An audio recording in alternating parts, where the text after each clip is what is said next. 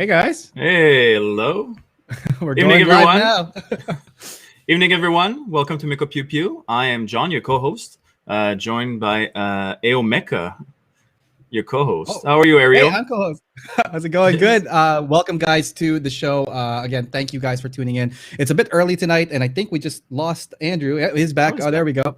Yeah, tonight we have a really cool episode of Mecha Pew Pew. Tonight we are joined by a whole bunch of awesome people here, and we're going to be talking about Mecha, specifically original Mecca Contest. But before we go to do that, I just want to say hi to everybody both on YouTube and Twitch. If you guys have any questions for our guest tonight, don't forget to use the question. Oh, where's that? I typed it around. Hang on. This one.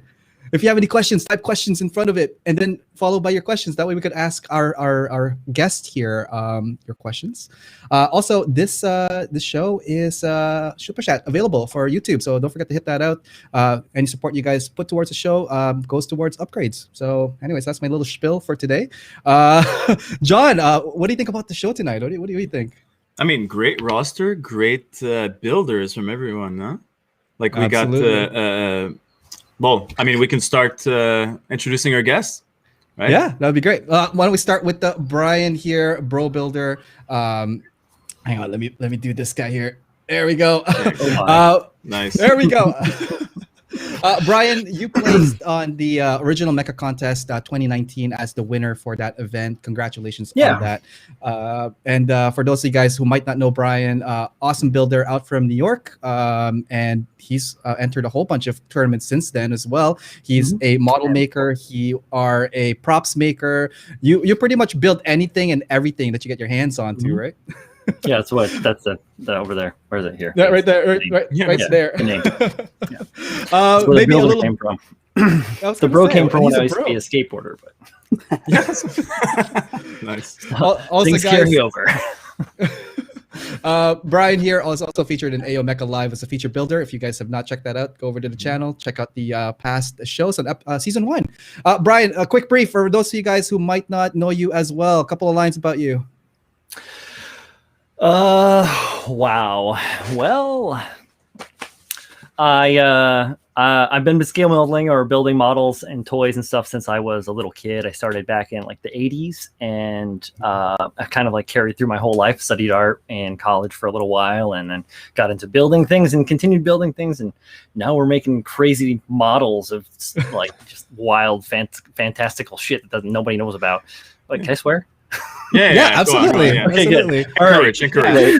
Good. We just can't do the big words. Soft one. Just saying. I'm not going to do anything crazy. Don't worry. We're not going to start. I'm not trying to make enemies here. I enjoy building stuff out of everything and anything, and just like. Yeah, I don't know. He builds stuff. That's the yeah. And then It's he funny loves Mecca and normally he builds stuff.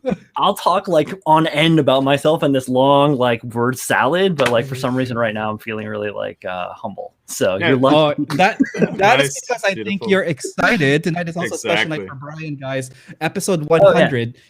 Immediately after this stream, guys, check him out on his YouTube channel, Bro Builder, youtube.com/Bro Builder, for his 100th episode. I will be tuning in, and we're gonna try to wrap this show just before that, because like guys, we encourage you to check it out immediately after this. So Brian, glad to have you here at the show. With us. Welcome. Appreciate it. That'd be Amazing. Thank you. Hello, Andrew. Hello. Andrew, a good friend of ours, joining from the Barrie, Ontario. Oh, beautiful. Andrew has been on the show before, right? We've been in the last episode, right? We were talking about weathering. It was a great episode as well. Yep. Andrew is actually the OMC 2020 winner, right? And that was great. Tell us more about yourself, Andrew. Tell the crowd that don't know you. Yeah, well, like Brian, I like to build things too, but I don't do it professionally like him. So I'm a graphic designer by trade. So I'm used to working in front of a computer and 2D stuff. But as a creative outlet, when I'm in my free time, I like to build stuff more 3D. So I started off with miniatures. So I play a lot of Warhammer, or did prior to the pandemic. So I like to paint miniatures, and that's sort of moved into Gundams, and then from there it's kind of moved into anything else that looks interesting. And then OMC was just a cool opportunity to kind of mix a little bit of the two. Beautiful. Nice. Beautiful. Nice. Thank you. Thank you. Now our who's this guy? Okay, like, a lot of people ask me who the hell is this guy that you have such a big smile on your photo, aside from me there. And guys, this is Jonathan Kaminski, commonly called or known as Cam, organizer. I stuttered. I was stuttering. At this point, I'm not sure you know who I am. Yeah, you know who freaking Cam is. Anyway, there goes my whole spill. Okay, let's cancel the show. I'm out of here, guys. Nice. Cam from the UK. That's why we had to switch the time zone time a little bit to accommodate for the time zone difference. And again, Cam, thank you for joining us tonight. I know it's like midnight over there at your thank you. I appreciate it being a little bit earlier. So thank you. Oh yeah, absolutely. Yeah. Go on. Yeah, I was gonna say, Cam, creator of OMC Original Mecca Contest.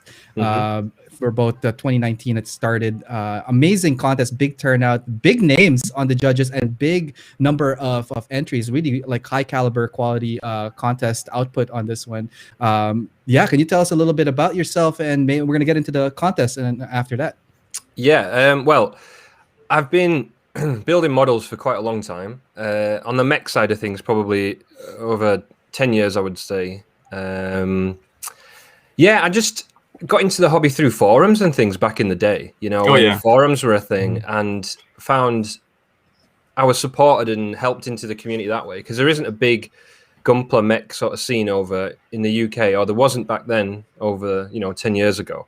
So it was just good, and that's the community is what's kept me in the hobby, I suppose, which is why I created the contest for the community. Great. Right on. So we're going to get into the contest. And before we do that, again, guys, you're watching on YouTube and Twitch as you guys are rolling in. I'm seeing everybody coming. Just a quick shout out to a couple of people's set. We have Mech Dio. We have Nicholas Tayada Sanchez joining us. We have Hooper. I'm just trying to get as much names as I can. And Bad for Business, Ragdoll, and I saw another person there.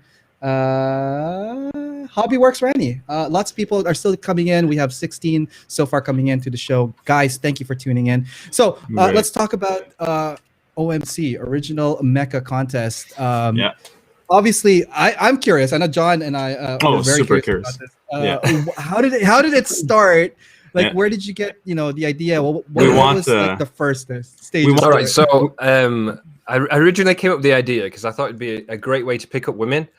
And then obviously, that is it. Obviously, I don't know that whoever work gave out. you your information, but my friend, they did you dirty. Yeah, how'd that work out for you? Yeah, not very well. I think everybody mostly was dude that entered. Really brings the boys out in the yard, guy. Yeah, but that's it. That's it. There is a Darwinian approach where you set up like such harsh condition, you're gonna find like the ultimate one. Maybe if that was your plan, right? Yeah. I'm playing the long game. I'm still in there. Yeah. So the original idea for the competition came from so GBWC is quite is like this big prestigious worldwide event, right? I guess we all consider it, or at least I do. It's the World Cup of mechs, so to speak. And the UK hasn't been able to compete in the GBWC ever. So for us guys over here, I always want, you have the aspiration of, I want to enter the GBWC and win, maybe that's just me, but so I couldn't do that. So I was looking for online competitions, and there are contests on the internet, obviously, but sometimes the rule sets for the competitions are so limited, and I feel it hamstrings the creativity of people who want to enter, or it might limit it to a certain country, or and don't get me wrong, competitions need rules, but for the OMC, I tried to make it as open as I could. Obviously, there are rules, but I tried to make it so people just had free reign with creativity, I guess. I wanted it to be something different than the normal thing. Yeah.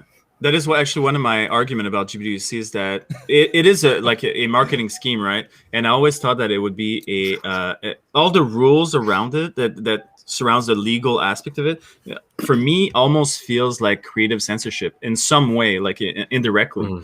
Where Absolutely. I think there's drama every single year with GBWC. I think there is with every competition. But how much drama is there? And how many times do you see an entry that is just wonderfully crafted and built and isn't allowed into the competition because it doesn't look like a Gundam, or they used like one coat of Bikia part and the whole community is like outraged and they want to sling this guy up or girl, you know, whoever's made it. That has been.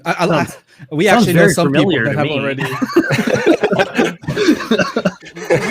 we know someone that's been not DQ'd, but like definitely called out on a questionable piece. And again, it's so arbitrary these days, especially with the suppression of creativity. I think that was where it falls under, because if you're skilled at a craft, it goes two folds though. One, you're going to be able to create an amazing piece by using, your set skills. However, you do have an unfair advantage, and that's what they're trying to, gatekeep, if you will, just to keep everybody in the same corral. But that's not, I think, how contests should work. It should be freedom of expression. It should, definitely follow the rules that were set. But if the rules are so tight, then how is it going to be fun? That's the F word I think that's missing. Yeah. When it comes to big contests, right? Where's the fun?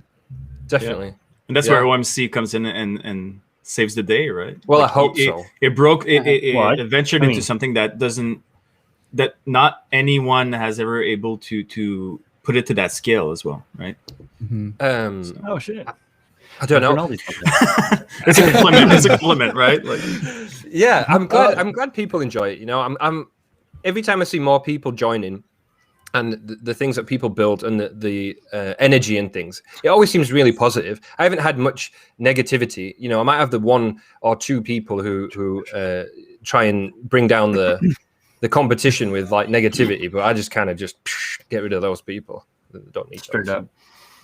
Yeah, Camus, you've done a really good job of like maintaining and helping foster that like quality community of like just fellow builders. I'd love to take the credit and put it all on myself, but genuinely, it's everybody else. Like everybody else is doing the work and keeping it positive, and I just sit there in the background. I'm one of those guys doing the work, but I'm saying, we couldn't have done this if you hadn't have done the thing that we're doing through now. It's more about you. And such modesty. We're at the tail end because like we've already done it, and we're just doing it now, and we're gonna grab everything that we can. We're just gonna do it again one more time. So, guys, again, thank you guys for tuning in. Everybody here on the chat. We're gonna get to some of the questions. I've been tallying some of them up, but before we get to that, Mecha. Let's talk about Mecha for a second, guys. Everybody has big definitions of Mecha. My question for each and one of you guys, we're gonna go round table on this one. If you were to describe Mecha can you describe Mecha to someone who has no idea what it's about in a very bad way? Oh no! I'll go last. We're gonna start with. Let's go with Brian. He's already like happy as a chip over there. Wait, what question? I was reading the chat. What was? Say that again. I'm hard to hear. Describe right? Describe Mecha to someone who has never doesn't know anything about it in a very bad way. In a bad way? Yeah. That's a key point. All right. Not negatively. Little kids and oversized toasters fight for bad politics.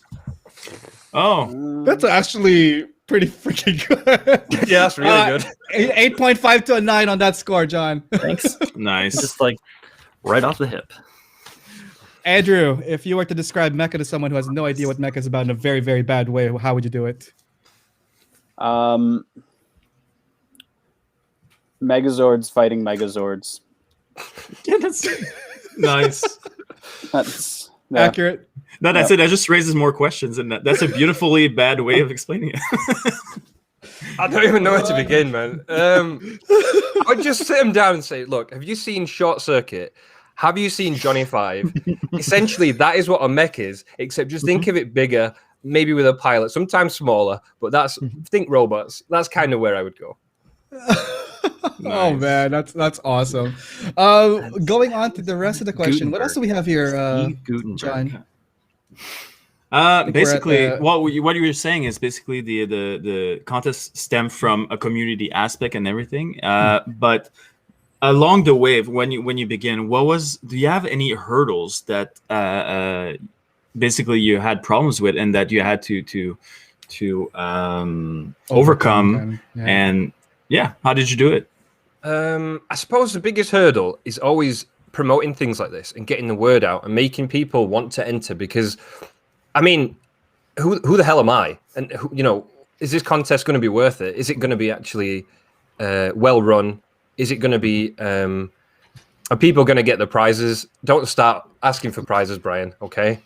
No. We're live. I thought you were gonna say Andrew. I feel bad. I have to send out the prize that I donated yet because I've family issues, and I'm don't just worry like about finally coming back to life. And so like, yeah, I know. No, I feel bad. I actually threw a bunch of extra stuff in there too for that guy. So yeah, you know. promoting the event is probably the biggest hurdle, and to get the word out, because I don't have the biggest page or channel. So it's difficult to get the word out, but I think everybody else is, like I said, everybody else does the work and promotes it, and people who enter with the caliber of like Andrew's and Brian's work, that's what pushes the competition further into people's spectrum, because they see the work and go, wow, I want to be able to do that, or I want to compete against people like this. So it's everybody else really. So when it comes to hurdles, I just let everybody else jump them and I just take the credit. I've been promoting OMC since I started working on my project in 2019. So I need to stop paying Brian. Yeah, through Child of Mecha's channel on Mechanism. Every time I worked on that through every show, I was working on that thing. And if people will go back and care to watch through all that shit, you can see my drunk ass plow through this model and turn it into that thing that was like, so. So your website for Original Mecca Contest is also an archive for past events on this one. So I just pulled it up, guys, on the screen here. Let's start with 2019. So this is the first year. This is obviously the freshman year, the honeymoon period and all that stuff. Obviously, very big questions are like, you know, when you launched it, like, what were some of the initial feedback from the community? Like, what are some of the people that are interested? Like, what are some first questions, first entries? Can you tell us a little bit about 2019? One thing I want to say first is I want to say that your marketing is like on point. Like the design of all these is like I love graphics. All right, graphics is super well done. Okay, firstly, and something else I can't take credit for. So the artwork is done by Gavin Manners, who is a UK-based artist, is a senior concept artist, and is a good friend from the beginning of this hobby. And I approached him and I said, would you do me the logo, and I'll shoot you one of the trophies from the competition as like a, you know, as well, if he wanted money, you know, whatever he wanted to do the artwork. And then since then he's been on board every year to do the artwork. So he's a really generous guy. And just while I'm on this, I won't talk for long. The guy who did the 3D printed bust of the trophy that you can win, a really good friend of mine. He goes by some MSN Designs on Facebook. He's great. He's a great guy. So I'm just thankful to both of those guys. Was there a question? I'm sorry. Was the question what were some of the first initial? Yeah, you answered the graphics logo. Amazing presentation in 2019. My question was like, when you first launched it, launch time, go time, it went live. What were some of the initial feedbacks that you get? So I got a lot of questions. Like I was quite surprised how well people took to it, and it seemed to get a lot of traction, more than I thought initially. People were obviously excited because it was something new and different. But I think I just got bombarded with questions about like earlier when we were talking about what's a mech, how can I enter, you know, where is this competition? Do I need to travel somewhere? And I'm thinking, oh my god, like so. then I got the rules translated into like. Then I think they were translated into 15 different languages, so I didn't get so many messages, and I still got messages. I probably got more messages asking, you know, what's a mech, or how do I do this, or what if I built my mech out of toilet roll? Do what you want, just so long as you follow the rules. Yeah, fine. So it was a lot of questions because it was different.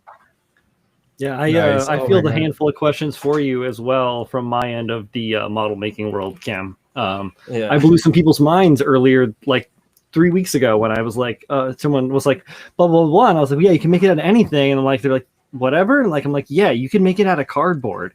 You can make you can sculpt your entire thing out of polymer clay and just sculpt it, make it beautiful as heck. But just, it has to fit within. It has to be mech, you know, looks like a mech and do whatever. But you can make it out of what the heck ever you want, like a monster clay, whatever. And this year that's happening. You know? Yeah. Somebody is making a cardboard one this year, I think. Yeah, I've seen 2. I'm really excited to see those. See what you've looking done. forward to where that goes. I really want to see that. This guy Iron Wolf Productions used to make like gigantic warships out of cardboard and razors and like all sorts of weird like extra tanks and just wild cool stuff. Just cover it in paper mache and love, and it's a beautiful mecha. Like, Nice. Question amazing. for you guys. For when it went live, I guess the question goes for both Andrew and Brian here. Like, did you guys hear about the contest initially? I know Brian, you entered, but Andrew, at this time, did you hear about it as well? I didn't hear about the 2019 one until like October or something like that of that year. So I didn't have time to enter it at that point. It was way too late. Okay. yeah, I think I remember And how you about you, jumping into Brian? the group. I heard about OMC. I think it was from Joel, True Gunpla, because I'm friends with a bunch of people, and I think that I just like randomly he might have mentioned like, hey, though, you know, if you want to build a mech or whatever, and I already had been associating with him and a bunch of other people through the Gunpla Builders Association, the Discord group, Right. and like I've entered some contests with them and blah blah blah blah blah. But yeah, so that's where I, you know, as soon as it was like OMC, that was it, and it was just like, you know, this is my jam. Nice. Very nice. Question for Cam. There was a question here for Mecha Skyer. Why is there? Hang on, what is that? Why is there a limit to how much you can use 3D printed parts? So, I can talk about this too. I feel like I'm so unprepared. Right. That's So- it. Dave found me. More questions. So, I think the main thing was in my head. I was thinking somebody who is a really talented 3D sculpting artist could make a mech and just print it out. Which I'm not saying is an easy feat in the slightest. That is obviously a difficult thing to do, but to me, that allows people to do so much more than a lot of people can do with their hands in the time frame given. I'm not saying it's not comparable. I just think someone could 3D print something a lot faster than somebody could do by hand. And I felt it was unbalanced in some way. I felt like some competitions should allow some 3D printed stuff because you can buy 3D printed accessories and things, you know, from fellow people in the community, which is my mindset. I was thinking, oh, well, what if this person wants to incorporate a 3D printed rifle to something they've made? I thought that should be allowed, but I was against people just printing out, you know, even something they bought from somewhere else, because you can buy mechs, you know, and I wouldn't know where it was from. I don't know everything that's on the internet, so that's why there's a limit. I guess that's probably the best answer you're going to get. Yeah, I always thought that it was related to the craftsman or the skill, you know, the scale modeling, the history and the tradition of like scale modeling has always been by hand. Like we're all babied right now. Everybody, especially new modelers, like, oh, I've been modeling for like 5 years or so, even 5 years, man. Like you are babied, man. Go back to 86 and build a Revel World War II model and, you know, have fun with the seams and deal with raised panel lines and, you know, try and put together an old vinyl model of Chewbacca from the 90s. Like, no, it takes a lot of skill, and that's really where the beauty of it. And like, I cherish that, and I think that that's like, I find that is like my like my zen is when I'm creating and building something from scratch from my hand or from other parts and put them together with other things and like just that free sculpt and that like expression of my own. There's something really special about it.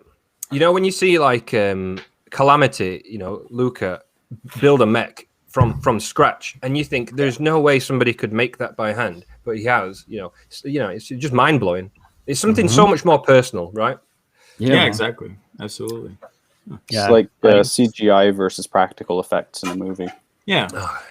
But it's basically two different fields, right? You have to look at it in terms of like, let's say there's a cycling competition, but someone enters a motorcycle. It's like, sure, you can go ahead, but someone's going to go faster and someone's going to go like maybe more accurately or something. But basically it's two different fields that should be separated slightly, but there's a mixture. And yeah.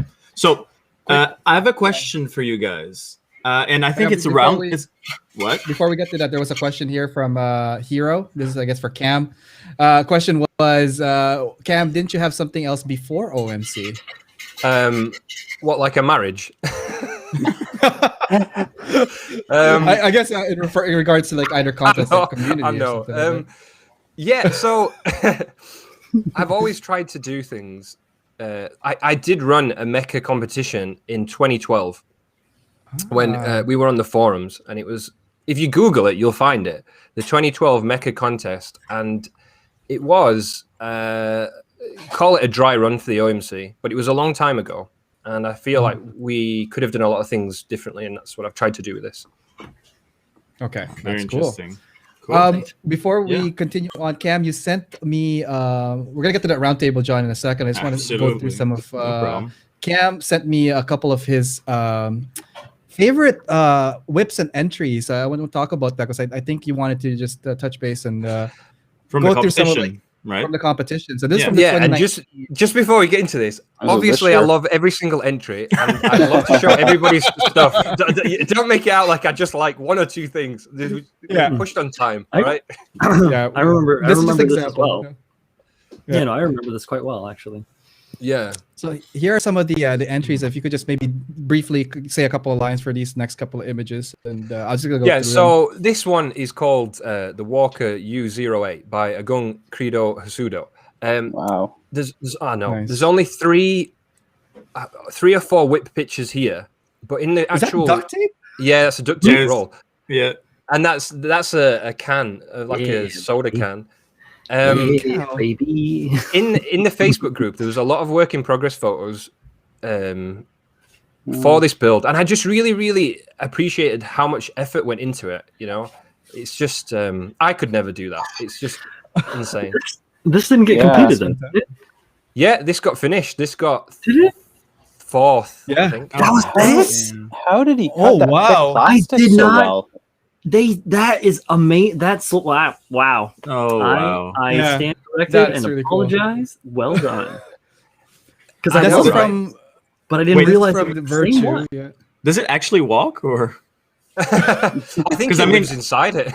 No, but I mean, there's actual like sensors over there, like cameras and sound sensors. No, there's no way. Yeah, that's just bash, man. That's just Okay, yeah. No, it's hollow. You saw it. Yeah. I mean, if you really put time and effort, like a Zoid machine walking thing, you could probably put it in there. Oh yeah, no, it's not hard. It's feasible. It's not hard. I think you'd be better off buying a toy that already does it and modifying it. Yeah. Well, so as the competition's an original mech, this thing was top of the list for me. I thought it was amazing. Yeah.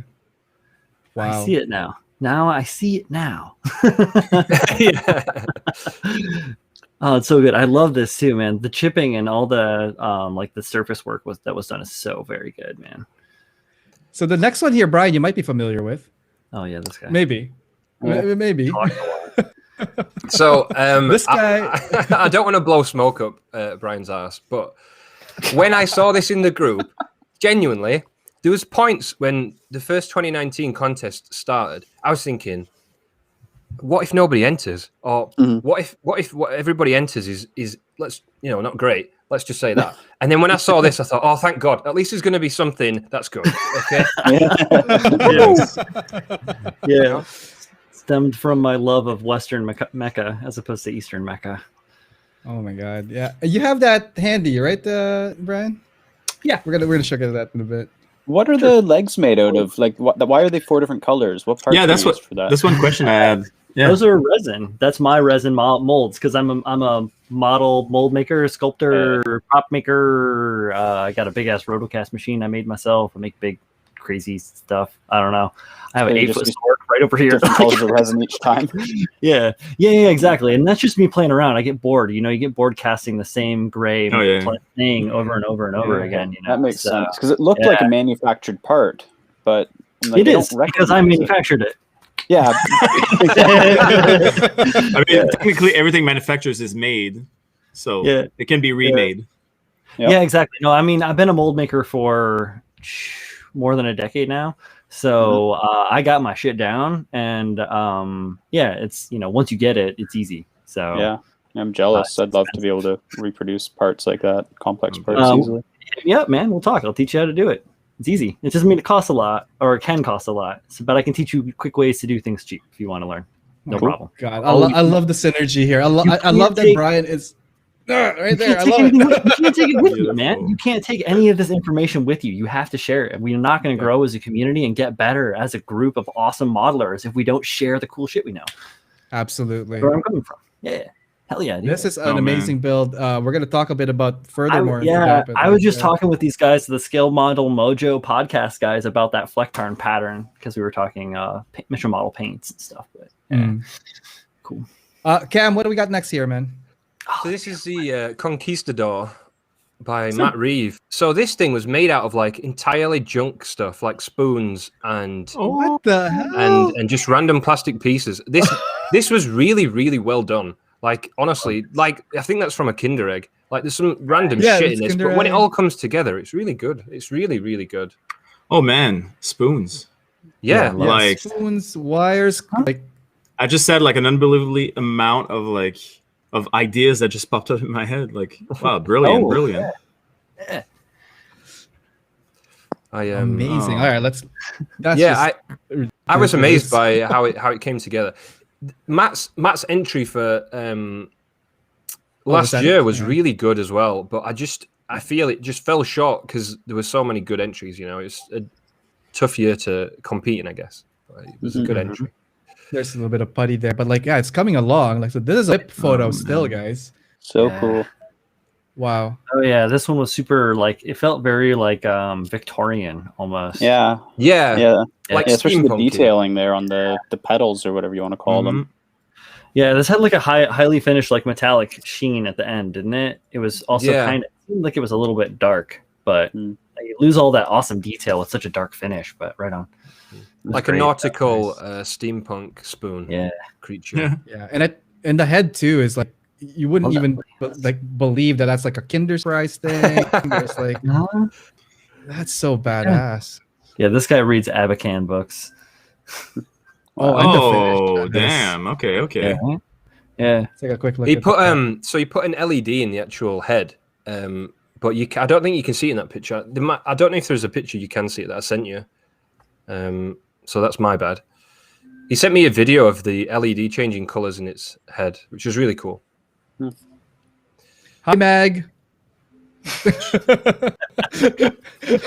Said hi. I just want to say, but finishing this is very like the metal work on this one. It feels like it was actually crafted, like welded together, and the dry brushing technique on that is pretty tech. Yeah.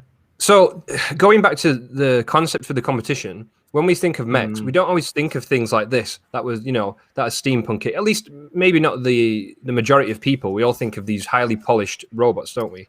Well, well, maybe it's just me. So this was really refreshing to see, and the details in it are really beautiful.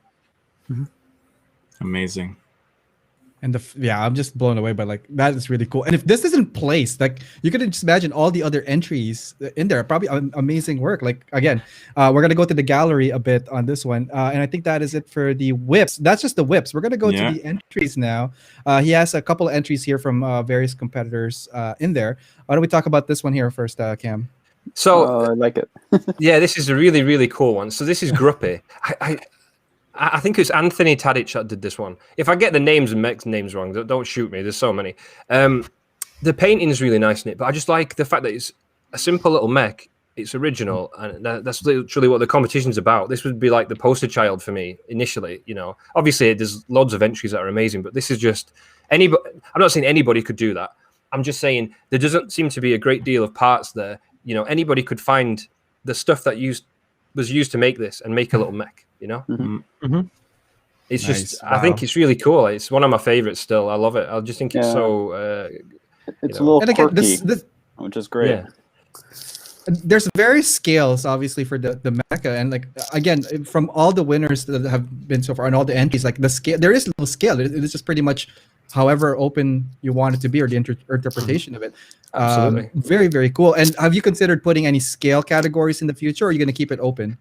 For the moment, I think keeping it open is the main thing because, yeah, I don't want to put too much limitations. And quite frankly, the rules are already complicated enough for some people, so I don't want to make it more complicated for anyone else. Let's just let people build sci-fi, cyberpunk, small scale, micro scale category.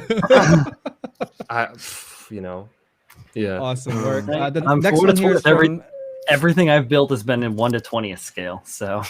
Oh, then in that case, it's disqualified. Every other scale but that one. Man. Wow. This one is from, hang on, Jack Ransom? Yes, this is Pinky. Another really cool looking mech with some character. Right. I really love the colors to it and the weathering and things and the design. I think, as far as I know, Jack's from the UK, so I was really happy to see someone from the UK get into the competition. And because I'm not a judge, I didn't vote for this either, so I don't think it's like favoritism. Yes, this was about to say, favoritism here. Very suspect. No, Jack got a third. I am not a judge. I didn't vote. It's not on me. Wow. But I just love the design. Here. Yeah. And I love the use of the color too. Didn't this one come down to a toss-up too, Cam? Yeah, so I know everyone always says to me, how can you get entries that are a drawing and you need to vote? Like, listen, when I get the judges to vote and they go through things, I just get them to place them in like 1 to 5. I don't give them like a complex judging sheet of paint build, because I'm really grateful that they're generously giving their time, and I just want it to be a fun experience for them. I want them to say, I like this, I like this, I like this. I don't want them to think, oh, does it score a 7 out of 10 on paint? So sometimes when the judges have voted, entries get put together, and I throw it into the group for people to vote, which is, I know you'd think, well, maybe that's unfair, but I don't let people enter the group when the vote's going on, so people can't invite the friends, if that makes sense. Yeah, no, yeah, right. It is really part of the group, it's one of the ship, part of the crew. Yeah, absolutely. Part of the crew, part of the ship. Speaking of part of the crew, big shout out to a couple of people that entered. Simon Lamb, we have Chris Pabs joining us. We had who else we had Steve joining us, Vanderlee, Meg is joining us. Like, lots of people are rolling in again with the local community and the international community. Guys, thank you for tuning in. We're just going through some of the amazing photos here from the 2019 lot that Cam put together. Just a preview of like what was 2019. 2019 was awesome. There's lots of good builds. This is one of my favorite. Very, very simple effect, but like it is awesome. I love it. I love the silhouette, the detailing of like the simplicity of it, the minimalism approach. But yeah, this is amazing. So Ghost in the Shell, and I love it. Totally. Right. Yeah. So so again, another wonderful entry. You'll see the head part there, like the front part, he changes it. It has like 2 different options that he puts on it. I don't know if you noticed that. So there it's got the dome, and then the other thing, it's got like the squared front. The missile pods are just like printer rolls, I think, from like a no. From a I love it. I love it so much. No, I think they're for like thread. hang on, let's take a look at that. Let's take a look at this. Like, are they not rolls for thread or something, for like a sewing machine? Sewing machine, maybe. Well, you think they're bobbins? No, but I think they may be receipt rolls. So this was made by maybe. This was made by Kenny, and he's another guy from the UK. This seems really biased, but it's not. It's just the ones that I like. The British are coming. The British are coming. Honestly, in 2020, I don't think there's many British people like that I chose, but just this one, because I just got overlooked. I think people just didn't even see this. Like, I just think it's great. I just think it's a really cool design. No, and like you said, it's like Ghost in the Shell sort of vibes and just different. It reminds me, similar to sort of Brian's idea of having multiple legs and a spider. And I think Brian and Kenny did a great job. It's great to see. Thread rolls, there you go. Thread rolls, that's what we're looking for. Good. Amazing. And the thing is, like, you could recognize some of these parts. A lot of these, like, obviously are legs and limbs from like typical mechs, but it was just rearranged in a way that... No, I want one at least. Kit. Such a nice kit. Awesome. I think we've reached the end of that. The next one here, we got 2 more. We have the Kingfisher here. Yeah, I remember seeing this one. Yeah, I remember this one. Ooh, This one was used as a promo for something, I think. Oh yeah, like we were talking about earlier. Yeah, Holy cow! it's insane. Yeah, man. Win cracked this shit out in like a week. 3 or 4 weeks. It was ridiculous. He said to me, "I'm going to join the competition." I was like, "That's great news. I'm so glad." A couple of weeks later, I finished. I was like, "No, you've got till October." He's like, "No, I'm done." I'm like, "Oh God." Right. I was like, "Please don't share it anywhere. Like, just keep it under wraps for now." Yeah, that's it. Let's take a look at some of the materials used. Like, guys, this is like paper mache or something over here with like green a whole bunch of parts. Yeah, it's green stuff. Yeah, it's green stuff. Green stuff. But like the finish on this one is just amazing. Water back. We got some titties. We got some boats. There you go, Cam. You finally got a girl in your competition. Too bad it's in the form of a scale model. Yeah. Right? Yeah. Nailed it. I should have just quit. This. Did you see the 5 o'clock beard? You're like, this is crazy. What is it? Like from the guy? Yeah, there's 5 o'clock shadow, like right there. Like. I like how derpy the face looks like on this. Hella derpy. That's all right though. It gives me like a Shining Time Station sort of feel. Oh my god! So when I saw the first image, because Facebook cropped stuff, I think this is the only thing I saw. So when I clicked on it, it went boom like this. I'm like, whoa, what is that? Yeah. Like this is being suspended by like a wire. Yeah. No, Kingfisher, man. Like with the little thing out the front of their head. The light. The date light. Yeah. So but the problem with like online competitions is how difficult is it to show that off in its entirety? Yeah. But in a a picture, because in an actual competition, if you were able to walk around that, I think that would look so much better. I mean, everything would look so much better in real life, but I feel that in particular is just so tall, Like that's something that holy shit. I experienced that last year. Because my model is very, very tall and very narrow, and photographing that clearly is not easy. I am not skilled. Yeah. No, you want something that it's a square, ideally. Yeah, just make a square. Just put a face on it. Yeah. But look at it. Like it looks like it's also forced perspective, right? Because like you have the base almost like looking down, and then you have this like flat here. That's what the illusion to me was like. Wait a minute, something happened here. Like as I was going down the path, right? Like you could see the base, obviously. Like you could see the extrusion over here. So again, great photography skill. It's definitely a wide angle lens from the looks of it, but it did not fisheye, which is pretty cool. Like I get camera nerdy when it comes to that. Yeah, you're right though, because you're looking at you're looking at the top of the base and in the profile. Yeah. So he may have taken 2 separate photos and stitched them to get the focus on both parts. Looking great. Wow, amazing stuff here. And more pictures of them titties. I meant merman. Merman. What? Merman. Yeah. Really?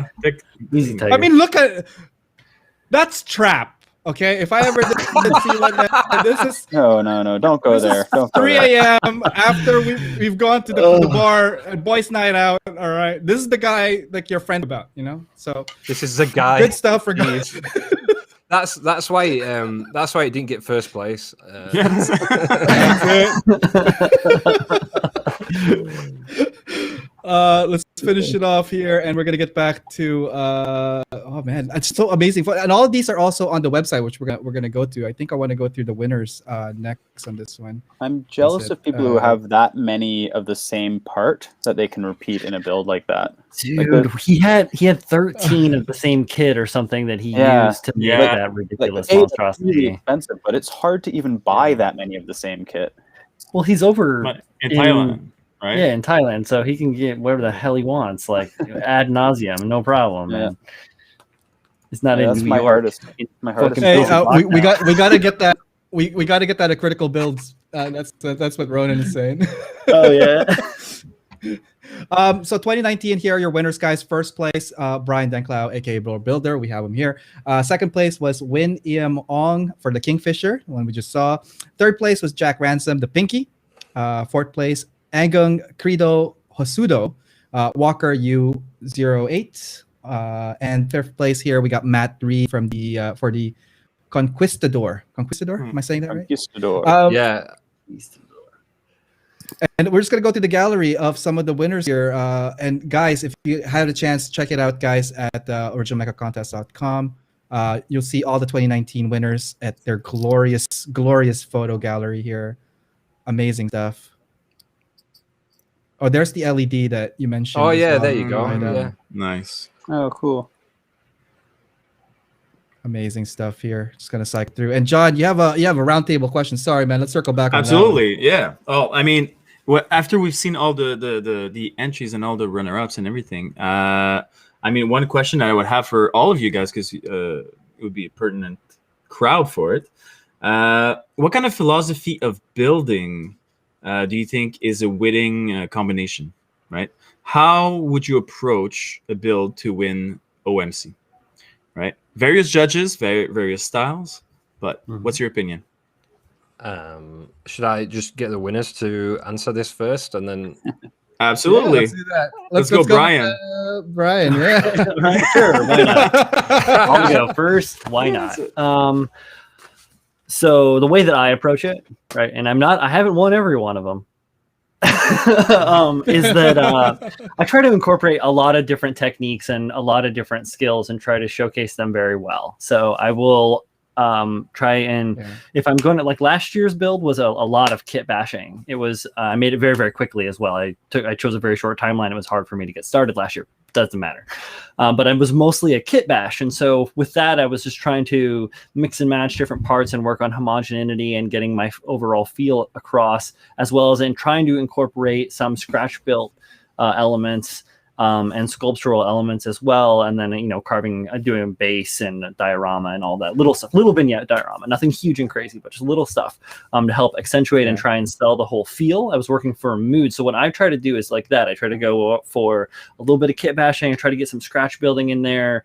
I try to go for, mood and ambiance, try and sell, like not sell, but tell a story and like create like a more of a feeling with my build, as opposed to just like, what is the judge going to like? Because you have to build for yourself as well as build for the competition.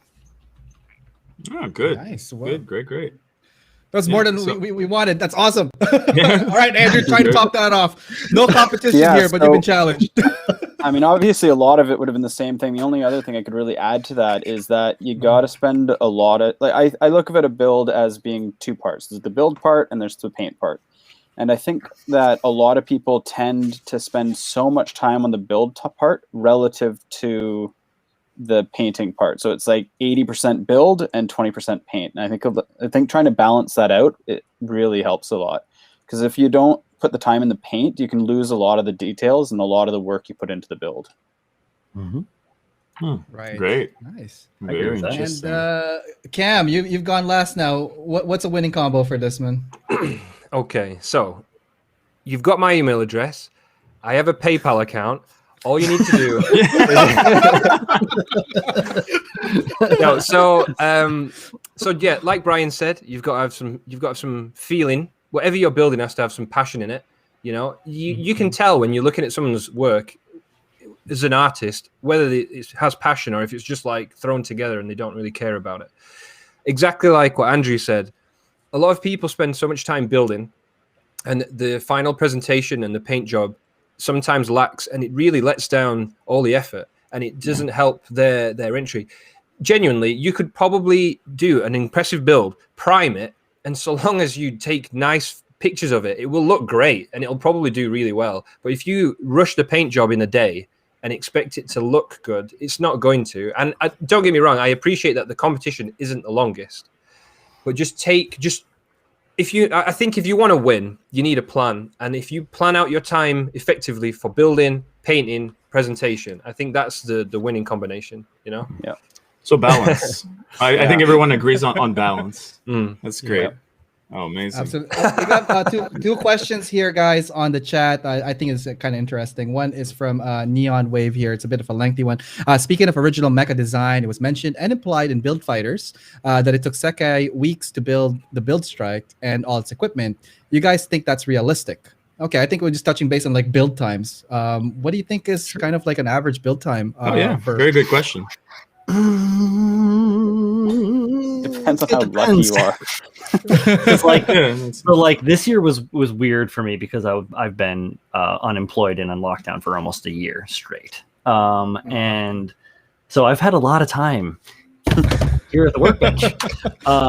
And I did one of those things where Bandai, Bluefin Bandai was like, hey, build this thing and we'll send you a model and you have 10 days to do it. And it has, do your best. And me being me, I did my fucking best. And it, me and Tex were there and Kawaguchi was like, oh, these are really good from the people in America. And it was like, great, like we impressed the man, which was fucking hype. But that was like more than a full-time job. That was like 2 full-time jobs to do that in 10 days, to go from Gym Sniper Custom to the crazy bird, like blue and gold crazy monster thing that I made, which is fun, but is stressful. My OMC build last year, I started it on right after I finished that build. So it was August 20th. I started my OMC build and finished it by October 31st. That also too short a timeline for you to not get gray hairs. Don't do it. That's why, and longer. I say the more time you have to sit and think and look at it out of the corner of your eye and get to know it well, so that you know where it's trying to go and where you're trying to go. Because the more you rush a thing, the more you try and ham fist a project, and then there's there's a lot of really creative, talented people that are applying themselves this year to the competition. And there are a lot of people that are like, oh, I'm just doing a little more chipping and then we're doing a diorama. And I'm like, dude, it started 3 weeks ago. Like, I get the ambition, but you've got a long time. Yeah.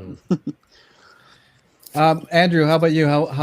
What's the timeline like when you're entering the OMC, or for this last year, I guess 2020? Like, what was that like for you? It always takes longer than you think it's going to take. And this is kind of the same for any creative, same with design and stuff too. It's like you take how much time you think it's going to take, and then add 50%, and that's probably what it will actually take. I lost so much time just waiting for putty to dry. Like, it's like, hey, I'm gonna do 5 minutes of putty work and then have to wait 24 hours before I can do anything else on the build.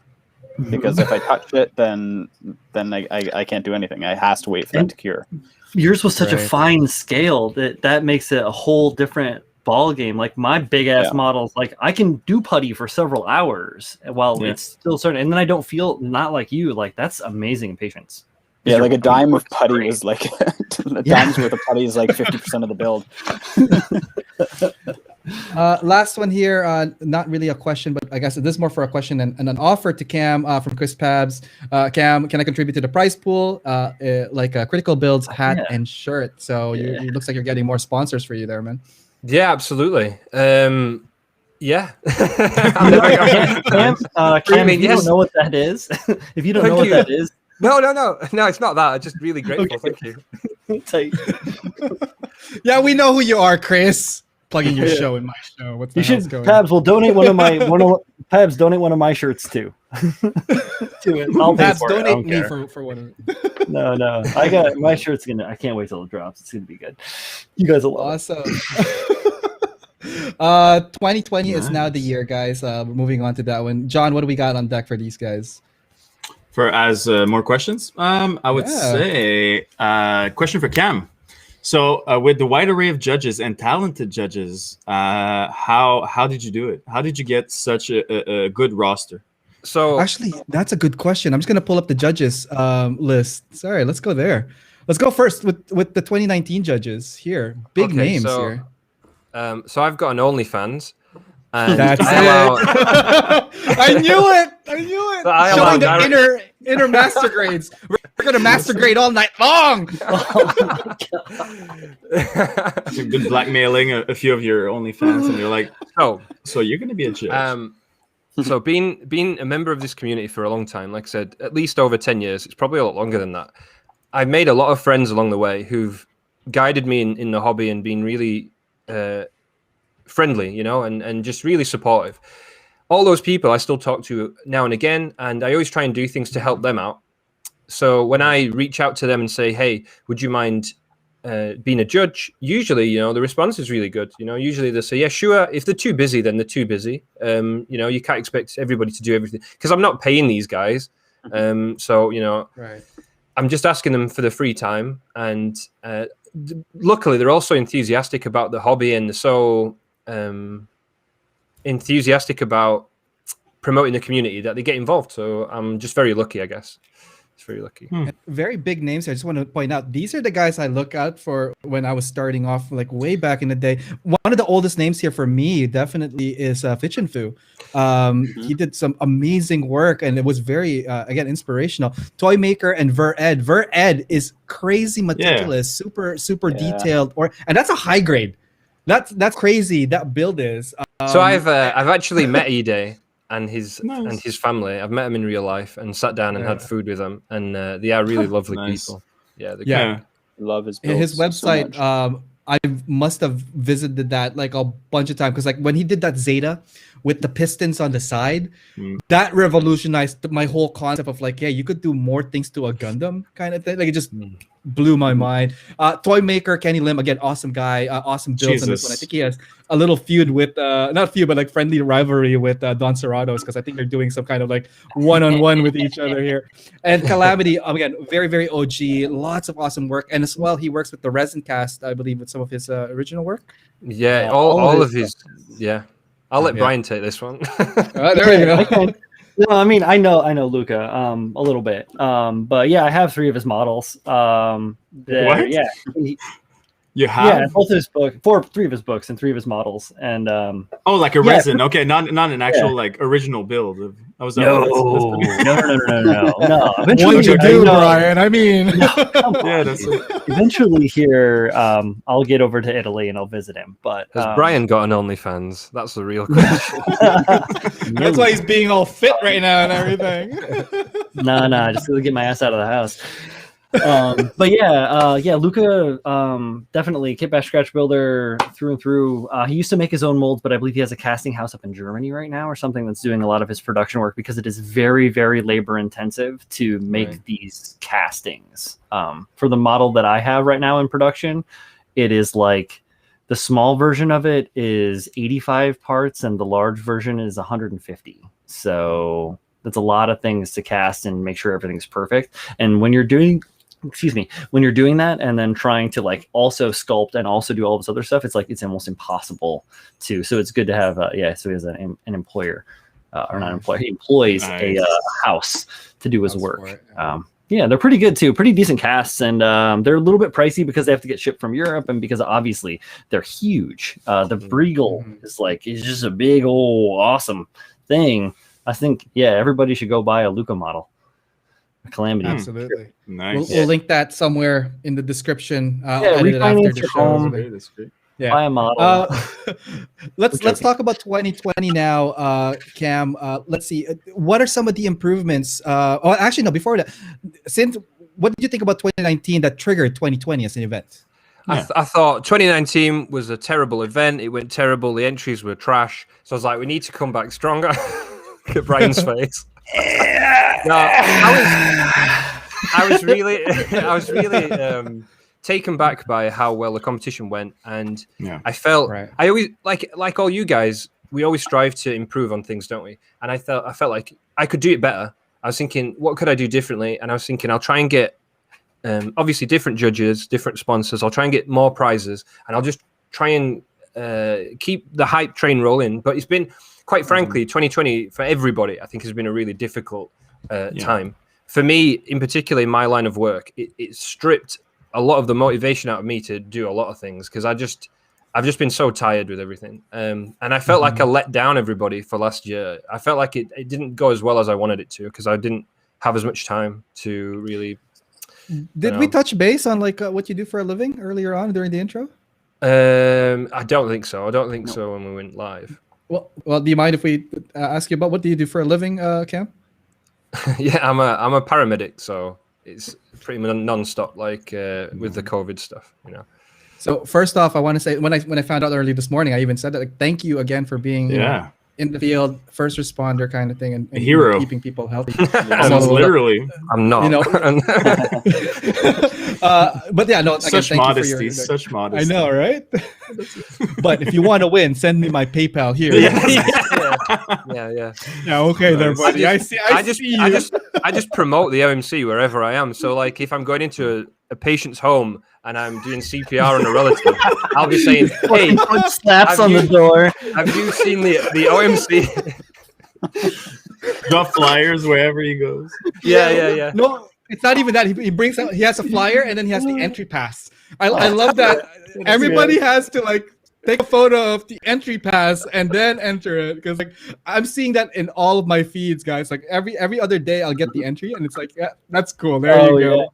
It just self-promotes itself. The entry pass thing is obviously to prove, obviously, we all know why, but it's also to give the sponsors extra coverage, because quite frankly, the sponsors donate so much out of the goodness of their own hearts. And sometimes people don't give them any love at all. They just take, just take. So to me, the entry pass is just another way of promoting other people, you know, like all these people that, especially, you know, the cutting mat are donating $500, which is going to help with the prize money. Yeah, Sick. exactly. Nice. Didn't we have that from True Gunpla? I know those we guys. have here too. 500. So there's so many people. Obviously, as the competition goes through, I'm going to be telling you all the prizes that's going to be donated from each sponsor. And I didn't want to just throw it at everybody straight away. I wanted to keep motivating people every month. You know, like here's what you could win, and they might go, do you know what? I might get off my ass. I might stop watching Cobra Kai and do some building. You know. So that's the plan. So this is the 2021 sponsors, and from the previous one, you obviously have grown sponsors. I don't know if you have it on your site, but like amazing support from the community, amazing feedback again from the community. I mean, Cam, thank you for organizing that. And that let's go back to 2020 on this one now. Now this is now the second year of your contest. We were talking about, you know, like continuing the hype train. Was there any changes or improvements that you added on to this event that made it different from the first one? It's a very good question. 2020 was the first time that I made the website because I felt like there was a comment left on YouTube saying that it was not excluding people off of Facebook, but people who don't have Facebook can't enter, which I suppose is true in a way, because there wasn't a website. So the website was a big deal to me. It's not the most elaborate website. I just wanted it to be simple and easy to use. But I don't think there was any major changes. There's a lot more changes this year for sure. Like there's some big changes this year, I'd say. Like I revamped the entire rule set. I were upgrading the trophy and other stuff. You can ask me about that later if you want, if you need to fill time. But yeah. So 2020, I was so dedicated to my own job, I didn't really have much time to do much with it. So I was a bit, I felt like I said, I felt like I let everybody down in some ways. But I'm, you know. Oh, that's beautiful. That's great. That's awesome. Again, like, so 2020, we have a couple of like your picks from that one as well. Some of the entries on and whips. I'm just gonna pull some of them up here. A couple of stuff like similar to what we did for 2019. What can you tell us about this next set of photos here? Okay, so this one is again another similar to the Walker. This thing was made from like wood and metal and brass and things. Wow. And this thing turned out crazy. This thing's really cool. You'll have to forgive me. I'm just pulling up the name of the guy that made it because I can't remember everything. Mario made this. Mario Boccacci. Yeah, I didn't want to attempt it. I didn't want to insult the guy. Very Italian. Yeah. Just a question like that. How many entries do you get? Let's say 2019 and 2020 as a reference. That's a good question. Yeah. I'd love to lie and say thousands, but off the top of my head, I don't even know. Give me a sec. So for 2020, I think there were 24 entries. I think that's it. Oh, great. 24 finished entries, though. How many people initially entered, though? Yeah. It's very important. Very, very important. Because it always happens. You always lose 40 to 60%, I find. Oh, yeah, definitely. So I'm still happy with that, man. Because, you know, it's hopefully we'll get more this year. We will. Don't worry. You just keep slugging away at something and you're like, hopefully it'll pick up more traction. I assure you, I am hustling for the man on this shit, brother. I know. I believe me, I still need to send you out like a prize box. Don't worry. Whatever, it's I ain't gonna worried about happen. it. I ain't going anywhere. You know. Neither am I. Yeah, right? Hey. Well, I am gonna go get another beer, but you know, other than that. But yeah, this right here, amazing detail of it. Oh, look at these. Great. Look at that. Like, let's. Oh, take wow. a look at, yeah, I could zoom in. Like you said, the high quality images, man. The closer you get in, the more you see, and you're like, wow, threaded wires, scratches. I think Mario was slightly disheartened because he didn't place in the top 5. And I think, not in a bad way, he wasn't salty or anything. I think he was just a little bit sort of taken back that a lot of the entries that took the top spots were kit bashed from a lot of mech parts and Gunpla stuff. Not all, but guilty. Yeah. Welcome back, Brian. There's nothing wrong with that, but I feel like he probably felt a lot more probably went into his build. I'm starting some beef here. I'm trying not to start beef. To make something from scratch to me is a big deal. So I understand completely. Like an original mecha. It is a contest. It is a contest, guys. Yeah, I did send Mario a prize. I did send this year. I'm not kit bashing anything. That's very nice. I'm scratch building everything this year. Like I'm not, or it's been something that has been a sculpture of mine that I've made a mold of that I'm going to be, utilizing. So this Roadrunner is one of my favorites. Like, if I was a judge, I would have thrown so many points at this because I love it. I think it's Let's so take a good. look at some of the parts here that are used before it gets painted and all that stuff. Again, we got I think that the theme, guys, is Kinder Surprise. Yeah. Keep working on that one. We have like a bottle, a couple of pipes here, and a couple of glue and stuff. Looking really cool there. What do I see? Wow. I'm trying to see if I recognize anything. I know, right? It's just starting to zoom in to see if we could get it. That looks like that's a McDonald's spoon. That's a McFlurry spoon, right? Oh, it's straight up. Yes, spoon? it is. Yes. Yeah, this is where it is. Like this could be a new game. I'm trying to guess what's been used. So I just love the theme when it all comes together and he paints it because I love what he modeled it after. So this is modeled after Roadrunner. So this is the legit Roadrunner. That's amazing. Yeah. So this is made by Mathis. It's called Roadrunner 1942. I just love it. Yeah. I think it's so cool. Wow. Yeah. I'd pilot that. And if Ariel does not zoom in on this, I am leaving. I am out of here. Ariel, it has no pilot. Yeah, it's a mech. This That one was has no. specific to the rules of that year. I'd still pilot it. By that I mean remote control. Oh, you know what I mean, man. Freaking telekinesis and shit. All right, fucking leave me alone. Yeah. Oh wow.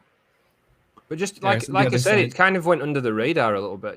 People sort of look past these things, and I just think I look at every single entry. I genuinely spend a lot of time on every single entry, looking at what they were made out part, of. I think it's the leg. This is amazing right here. My favorite part. Because it's Definitely. orange. Because Instant. yeah, that's it. Orange.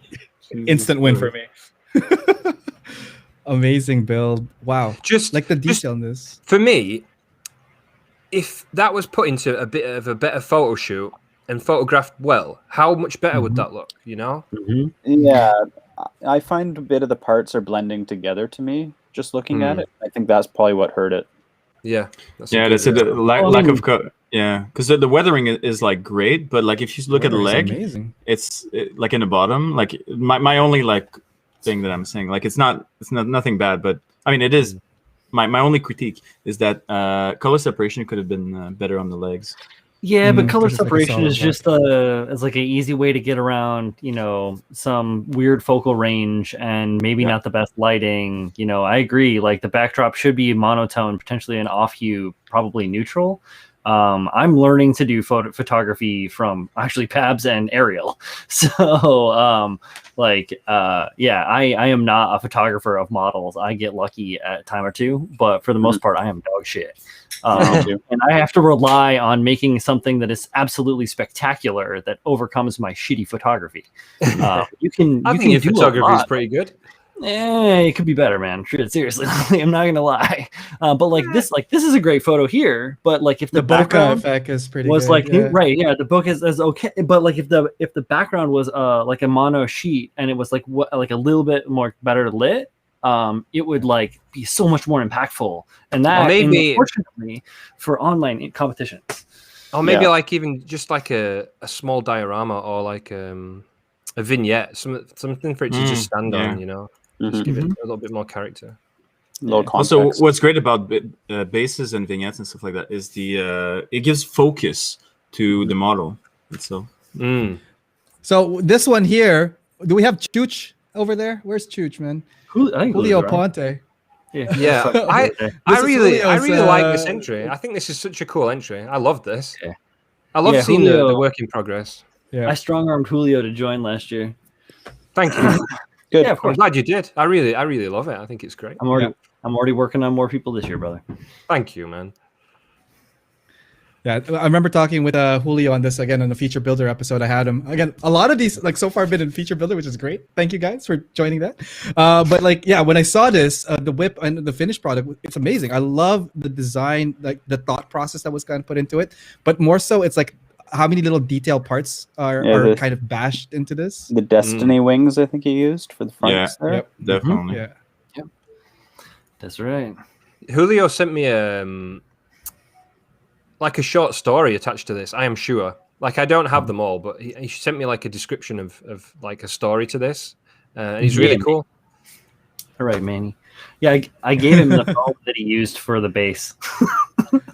He was over and I was like, Julio, take this big ass box of foam, make some dioramas and stuff out of it. He's like, huh? I'm like, are you sure? I'm like, yes, it's taking up space. Do it. Get away. Yeah, that's the base here. A couple of the photo on this one's pretty good. I love the color scheme on this one, very bug-like with the green, the Mantis. His Mantis.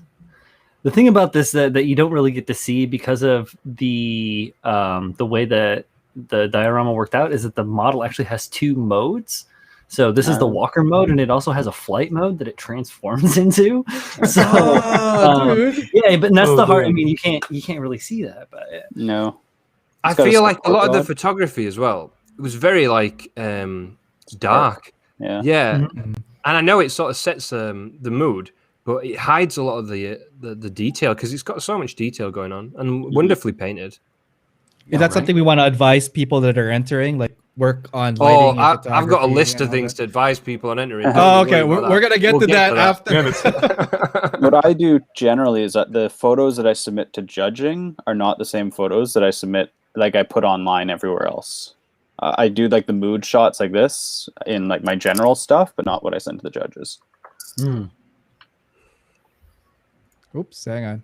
But that's why most competitions have, let's say they have like the glamour shot, and then front, back, side, and like feature, right? So glamour shot is usually like the one that will go up on social media from everywhere. This one is kind of interesting, Cam. So this is made by a guy called Mark. This is by a guy called Mark Oliver Siniza. So this guy is like, I don't know how young he is. I'm calling him like a young kid. He's probably older than I am. He's so talented. He's so talented. I'm telling you, this guy could make some really incredible stuff. He's insane, but he's painting, and he won't mind me saying this, he's just so bad. He needs to take more time to paint. And I've said to him, look, if you could seriously win this competition if you just take some time to paint the thing you're creating, because his build knowledge and what he builds is incredible. He's like this young chef dude that I absolutely love. I think I'm like his biggest fan, but he just needs to paint better. Like when I see them building things like this, I'm like, yes, this is going to be great. And then boom, that's it. That's the finished thing. I'm like, no. Wait, this is the finished thing? Yeah. Yes. No. No. It's almost the same as the last shot.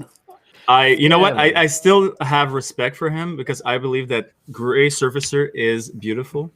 Yeah. So like, gray, though.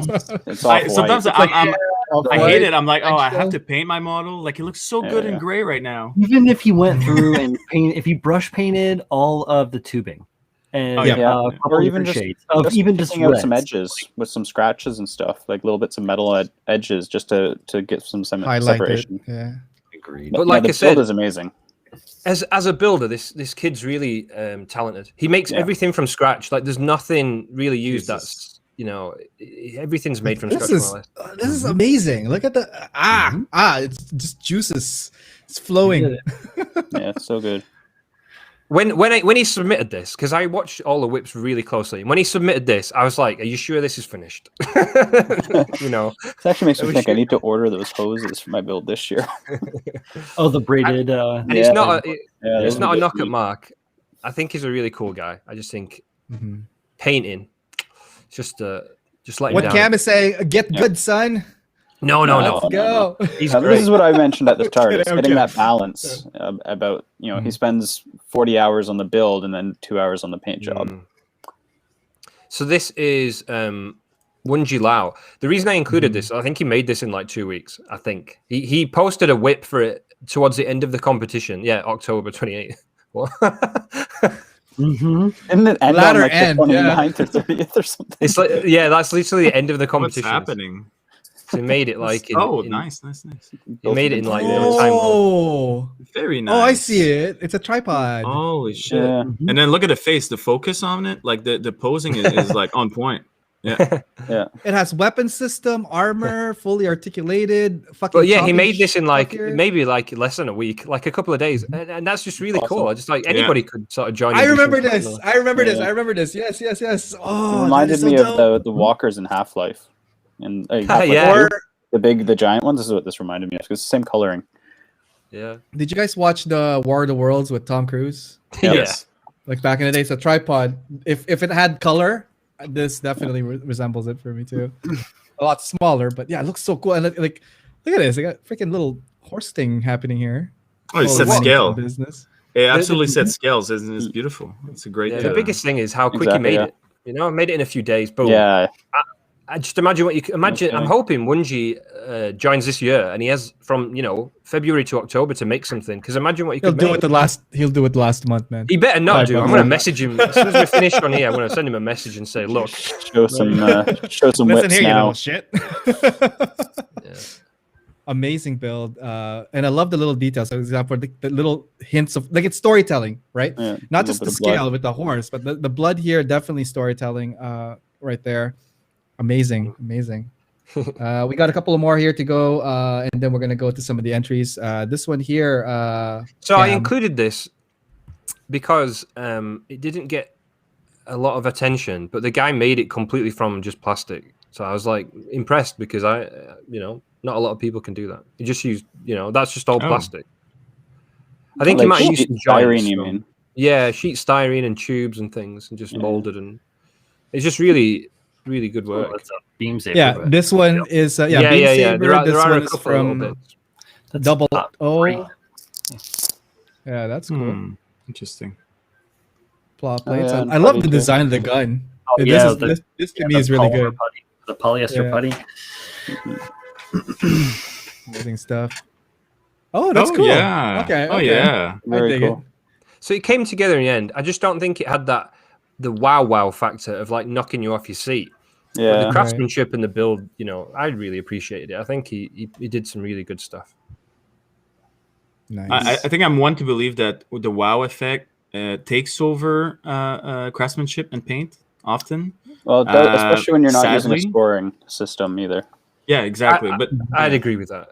Sometimes you see something and think that's not that difficult to make, but wow, it knocks you off your seat. yeah, exactly. I love how simple it is, but like has like a very big impact. The asymmetrical eye, to me, that was really cool. The whole mouth area here. I mean, it's just like it's an indication of like, hey, it looks like a humanoid face, but also very unique. The use of detail ups here, pretty cool. But the posing, I think, also definitely matters. I've seen a lot of people do their amazing work, can't pose worth shit. At least this one here, in the ones we've seen, have like some kind of articulation or some kind of story that's happening and movement and all that stuff. So awesome stuff. Even I don't know about the diorama though. To me, this feels a little bit off. What do you guys think? It helps establish scale, but the context isn't there. It's like it doesn't really fit it necessarily. There's nothing that ties it to that environment. Yeah. Yeah. It's like a weird ground tile from like a wargaming setup or something. Yeah. And is it because there's no back foot here that made it look like as it just got dropped? kind of deal. That's another thing too that Nico and I sometimes talk about. Like when he did his stuff, he's like, I got to make sure that there's like footprints if it's walking a certain way, right, to add realism. It's true, but honestly, I didn't even notice that. It's kind of hard in the photos, but I think it's the diorama is like this big and the model is like this big, so that you got this diorama that's like a little bit of frosting at the bottom of like all of this, or you have like all this frosting on top of just a little bit of cake. How about that one? Yeah. And, you know, a lot of frosting can be good, but too much frosting is a bad thing. This is insane. This is insane in terms of buildmanship. This was made by Matt Reeve. You know the guy who used the spoons and the Kinder Egg thing? Yeah. Earlier on, yeah. This is what he made, but for me, like the craftsmanship on this is insane, but it just, I don't know. I just feel it fell short of the mark for the final thing, you know? Maybe it's just me, but I mean, the craftsmanship is ridiculous. The guy's a machine. Maybe he's a mech. So, yeah. Amazing, like set of array of like real world items, like screws and all that stuff, and the use of like plastic and just like, is it layered on? Let's go to the next oh, images Jesus here. Christ. The guy literally assembly like piece. He literally went into like his like recycling bin or like his old electronics, and he's like, he threw it in. It's like, what can I do now? Just like, this is amazing though. Like, I mean, the final product, to me, I think it's pretty cool in regards to detail. It's a unique, definitely in the unique section. What fell short? Did you mention? Like, what do you feel like it felt short in? I don't know. I think, again, maybe because it takes a step away from what we expect to see of a mech. Yeah. And I know that sounds really contradictory of what the competition's about, because you'd be like, well, it's original, and it is. I just, again, for me, maybe it's the wow factor. I'm not a judge, so I can't speak for them. But right. When I saw it, I thought the craftsmanship's incredible. Potentially, maybe, I don't know. It's difficult, isn't it? It's hard to say this, but I think the coloring is ugly. I don't like the coloring choices. I understand why he made those choices. I just don't like them. Yeah, I feel like they're sound choices. I don't think they benefit. Yeah. You went with a cyberpunk aspect, you know. It's like, two-dimensional. Maybe. Yeah. It's because it's like linear. There's like, if the legs couldn't separate, I guess it takes away from like a dynamic articulation. Maybe? Exactly. Was about to say, yeah, that's it. Because I think it lacks possibility. I think the way he built it. That's why. Yeah, go on. I think something else as well. When you look at I think as mech designers, I'm saying that like I am. As mech designers, you sort of look for functionality, and to me, his arms being so short, to me, it's like, is he going to be able to hit anything? I don't know.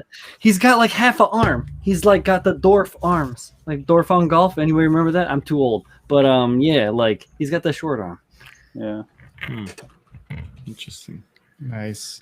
All right. Well, those are the whip photos. You also sent me a couple of like the entries. These are not the final ones, like some of your choices here. Again, in no particular order or anything. Beautiful. That is beautiful. Beautiful, Mac. I love it. Yeah. This was an early finish. It's plain and simple. It's just amazing. Yeah. This was an early finish as well, was it not? Yeah, Jason Sai. I think he finished it. Yeah. I think he was the first entry. Yeah, Tsunami. Yeah, he finished that one pretty early. Yeah. I love it. I think it's great. I'm sure he said to me he's not sure he'll be able to make anything as good. I'm like, of course you will. You make something better. Yeah. I wonder if, like you were talking about, he sent it first, and I wonder if that's something important, right? If you're first, are you setting the bar for all the judges? Are you setting like the benchmark, right? Or are you too early and they're overly judging you, or they're not judging you enough? Is it? No, Can I echo on that question before you continue, Cam? Like, do the judges get to see the work right away, or did they wait until everything is entered? The judges. So basically, at the end of the competition, every year I give like a week or two as a grace period for people to enter, depending on what their situation is. If they email me and they say, you know, my mum's just died, whether she has or not, and they need an extra few days, you better believe I'm going to give them an extra few days, you know? Anyway, so I compile them all into a album, and then I send it to the judges all together when I've got all the entries. Because like you said, if I kept updating them, they'd have to keep going back to see, and they might miss something, or like you said, they might see something over and over and over and over again, and it might influence their opinion. So I send it all at the end, all together. Nice. I just want to do a big shout out to John Lynn donating to the show to USD. OMC for the win. Y'all better bring the heat. I like Y'all it. I love the enthusiasm. better bring the heat. Love John it. Lynn is Love another it. one of my recruits. Yeah. The Americans are coming. Yeah. Do it. Bring it. Awesome. I'm doing my best to get as many people as I can. Oh no.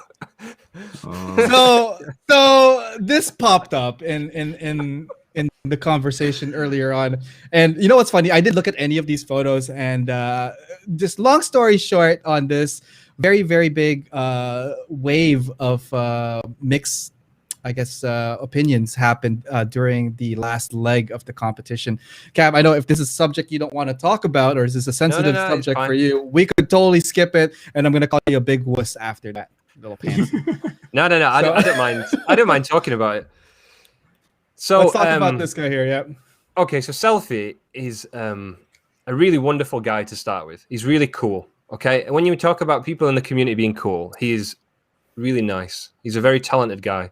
Anyway, he sent me pictures of this as he was building it, and there wasn't a girl on top of it. Okay, there was just the let's just call it a bike. Okay, and to me it was looking, if you saw this in primer at certain positions, it just looked like a mech to me. And then when it got to the end, he showed me a picture of it with the mech bike and her separate, and I was like, oh fuck. I was like, and I was thinking, We're all looking at it. I know you guys. I was not looking at that. Thank you kindly. Yeah. I was thinking, there's no way I can say to this guy who's been working on this for the entire year, you can't enter the competition, especially when he's really popular in his sort of where he lives, but he's been promoting the competition in all his local hobby shops and competitions and going out of the way. So, yeah, it was a little bit of a controversial issue, but, it's great, isn't it? Yeah, but remove the girl. That's it. Remove the girl and it becomes a C-mech. That's it. That's all it looks is, like right? a flying whale to me. Yeah, exactly, right? Yeah, like I said, it's all open to interpretation, and this whole mech thing. I'm at the moment, I'm watching all the whips and things in the group like a hawk, because I just don't want anything like this to happen again. And so far, everything seems to be above board. But I will nip it in the bud very early if I did, because again, I said you can't have a pilot last year, and then I did say you could have like a companion, and it was just all a big mess. And like I said, I've tried to address that. I hold my hands up. I'm not the easiest person to understand, so hopefully it all makes sense now. Bum. Okay, Ariel, enough. Bum. Okay. That's it for me. But yeah, again, I hopefully it'll be smooth sailing this year for it. 2020 again, big win for a small entry. We have Andrew's entry here on deck. Amazing build. Again, congratulations on placing 2020 and beating everybody who didn't get good at that year. You can't start shit with me, man. We painted a target. We painted a target at Brian's back, and Andrew answered the call. He's a great guy, man. You can't start. And you know what? Honestly, I want to 2021 Brian versus Andrew. It's gonna happen live. We're gonna call it. It's gonna be awesome. Yeah, exactly. Yeah, it's versus the world. Nice. But I wanted to say that I'm really glad, Andrew, that you included the Canadian quarter with your model. In some photos, because it shows the scale of the work that you did, and that is important, because photography, you can lose that. And I think that it's really important to show to people that have entered in the past and the people that enter in the future that it doesn't matter. Like, I built a big fucking mech, right? Congratulations, Brian, you built something big again. But to build something that's very small and very detailed and concise that can pull the weight of a big, impressive showpiece is very valuable to have, and important to let people know, and to express yourself to, that this is the way you can win. You don't have to build a big fuck off mech. You can build something that's cool and small and awesome, and have the same amount of gravitas as a King Kong, or Godzilla, whatever. Yep, especially in photos. Nice. Actually, I have a few questions for you, Andrew. Okay. Yeah, go for it. When you started building this, when you joined the contest itself, right? And when you started building this, what was your approach? What were you thinking? What's your process really to build this, to achieve a winning position? Well, that really wasn't the goal per se. Yeah, the goal was exactly. to sort of make something I liked. And like a huge influence, and I've mentioned this several times, is a concept artist. He goes by Daytoner, and just I really loved his style, and I kind of wanted to take sort of his. I'm not copying his work exactly, but his aura is like the spirit of his art. Yeah, sort of not the style per se, but the same sort of setting that his stuff would fit into. Like a theme, right? Yeah, the same kind of thing, the same sort of a world that this would fit into, the same kind of world that his stuff fits into. And I'm like, I really want something like that of my own. And I really wanted to mix it with sort of a cyberpunk feel because I really love Ghost in the Shell, and that's one of my favorite franchises. So that was the big thing for me. And I wanted to try something that was going to be human-sized because I've done so many Gundams and stuff like that.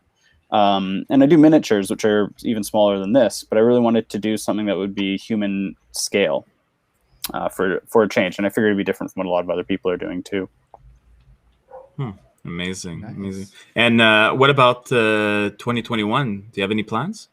So yes, I'm doing the same kind of theme, like same sort of visual style, but bigger. Yeah. And it's going to be posable and based off of. I want to be able to pose it and stuff. So it's going to be 1/6 scale. So this was done at 1/24 scale. So the next one will be 1/6 scale, which will bring in completely different elements because I can't sculpt pants at that. Sorry. So you have to worry about texture. Nice. Oh man, awesome. Let's go to again. Congratulations on that build. Looking forward to 2021. Next up here, we were just talking about entries and all that stuff. This one's familiar. This one's very familiar. Cam, what's this guy right here? You know who made this. You know, Brian's entry again. Another. Yeah. When first photo was taken on day 2. That was day 2? Yeah. I built almost all that thing in like around 4 or 5 days, and then just went into detailing. So. Again, when the judges were sending me their choices, and they obviously do it whenever they can, and I was scoring it up, Brian was like winning, and I was like, oh no, not again. Not in a bad way. But I was like, they're gonna think this is like staged or something. Nah. Yeah. Brian brought an awesome game. We looked at this very thoroughly in one of our shows, which is kind of it was a rewind recap of the build. Amazing details on this, Brian. Can you tell us a little bit about your thought process on the build? I chose to do a kit bash mostly because I have so fucking many parts. A friend of mine from Jersey had sent me a box with like 9 old wing kits in it. So like I donated some of them, and then I took some parts from this, and this one has like Sandrock and Death Scythe and what the fuck else is in it? There's wing parts in it, there's Talgeese parts in it, like a bunch of Talgeese parts in it. The whole spine is made out of Talgeese pauldrons that I like ran a spine, and I cleaned them all up and did a bunch of putty and stuff to them to make them all homogenous and stuff because they're all different, but whatever, it doesn't matter. And like the legs are from a master grade heavy arms, and the upper legs are from some weird random kit that I got from Z, and like the head is made out of like parts from like 5 or 6 different kits. It's just like taking little bits of things that shouldn't be stuff and making it into other stuff. Like the outer armor is all scratch built. I tried to do a bunch of scratch building as well. Like the trees are all made from scratch, obviously, and like I carved the base out of machining foam by hand with like chisels and stuff like that. But yeah, I wanted to kind of like challenge myself to do something that was very expressive and have a cool little vignette. I've never made trees before in my life, so it was fun to make some trees. And, like, you totally nailed it, Brian, for the trees. I really like your hyper realistic rock pattern.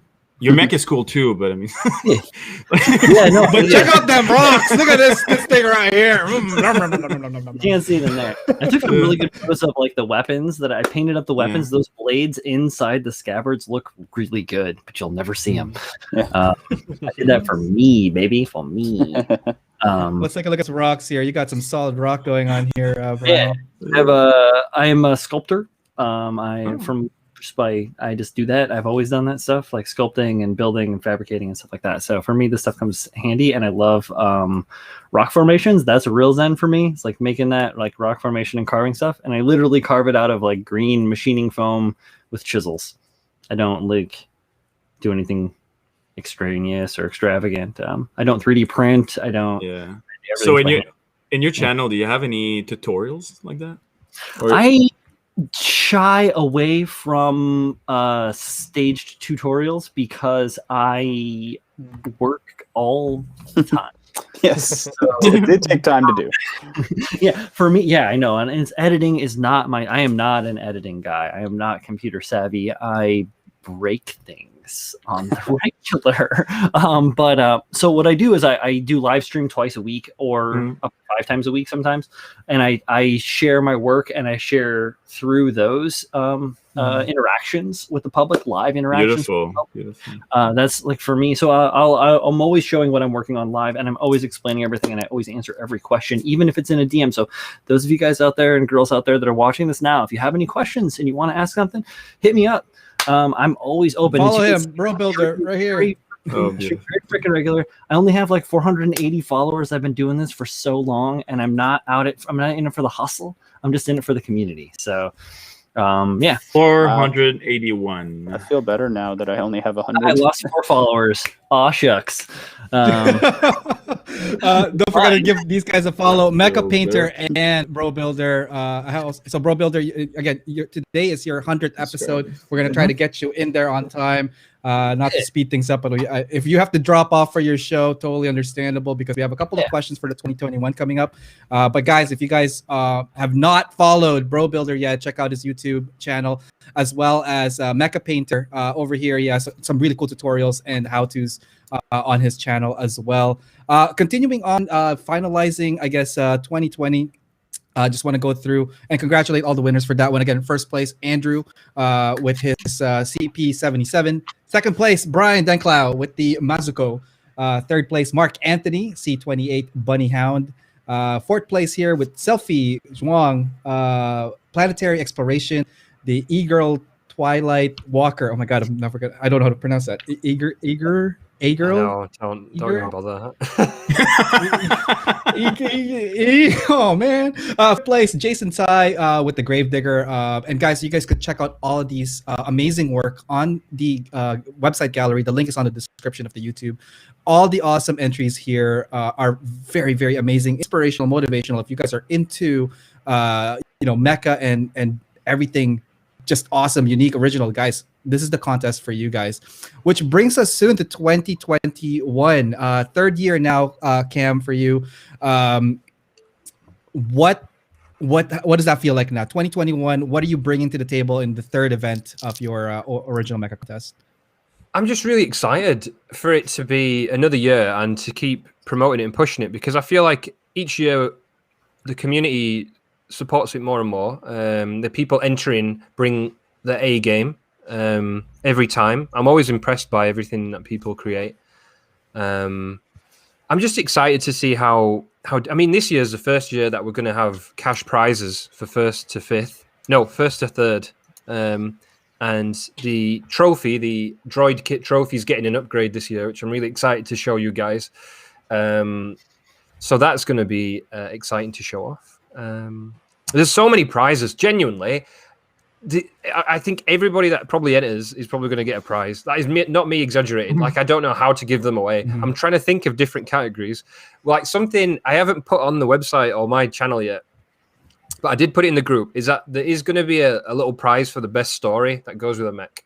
So if you're good at writing little stories, I think, because I got a few last year and I didn't know how to really share them or show them off. So I think if it's okay with everybody else, I'll probably judge that and just give a prize to someone who has the best story. You know, I can't have the judges reading them all, but I don't mind reading them. Can you ask them to just narrate it? Like record yourself, narrate your story, up your game. Special bonus if you make your own production of just the story, freaking podcast style, lightning effects, freaking like sound Once production, upon a time. birds. Far away. Yeah, do like a Maquet Sci-Fi Day, like a SF3D style. Like do it. Yeah. Like, put yourself in there, bro. Come on, iPhones are talented these days. Totally. Oh, amazing. Amazing. One thing I did forget, just a shout out to the judges on the 2020. Just a quick review of that one. Yeah. We have David Liu, Choco Falcon. Again, he was on the feature builder episode, AO Mecca Live. Check that out. Awesome guy, awesome builder.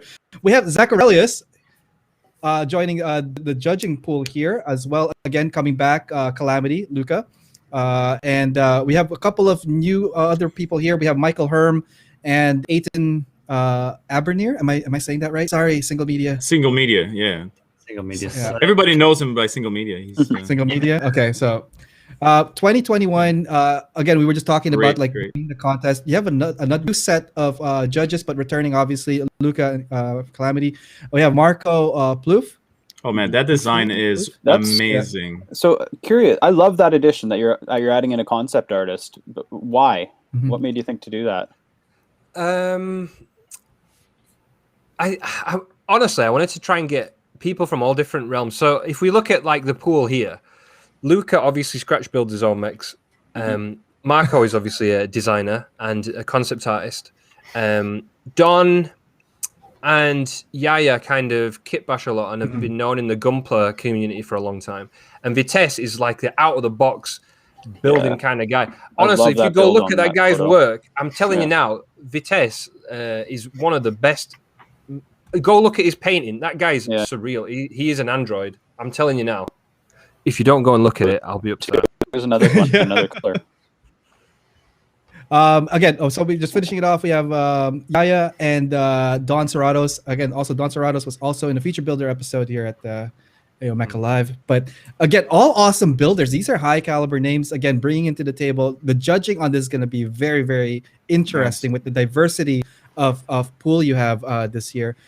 Going back to OMC 2021, you also have your list of new sponsors for this one. We don't have obviously a gallery yet, but we're already. We can't wait. We can't wait to see them. Entry pass, guys. If you have not entered, the rules are pretty simple. Take a photo with your thing, with this, and again, promotion of. Don't take a photo with your thing.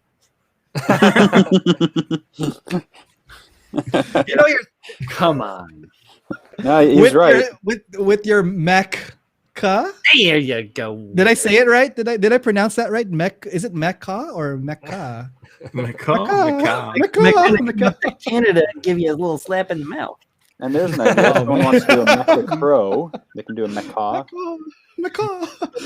John, what else do we got for our folks here tonight, man? Well, I mean, we're close to the end, and then we have a few questions coming up for the following events. I mean, for new builders approaching it as a challenge, with various skill sets and styles out there among the modelers, what kind of challenges do you feel a participant might face for his first time entering?